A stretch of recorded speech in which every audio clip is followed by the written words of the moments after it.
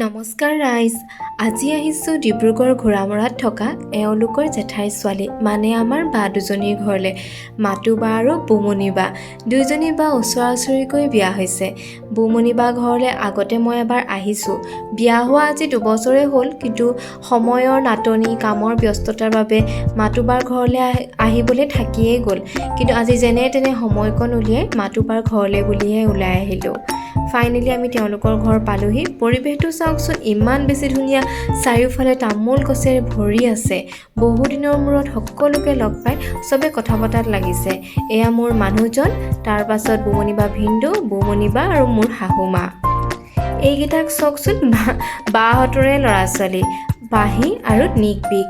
পাহিয়ে আকৌ মোৰ আগত আহি কিবা চাদৰ এখনকে মেখেলা চাদৰ কৰি পিন্ধি নাচি দেখাইছে। তাকে আকৌ ডাঙৰক দেখি সৰুটোৱেও আকৌ চাদৰ নে চুৰ্ণি কি এখন আনি সিও সেইখন পিন্ধি নাচি দেখাইছে নহয়। কি যে কৰি থাকে নহয় সৰু ল'ৰা ছোৱালীবোৰে। দুপৰীয়া ভাত সাজ বহুত তৃপ্তিৰে খালোঁ আৰু এনেকৈ সকলোকে লগ পাই বহুত বেছি ভাল লাগিলে।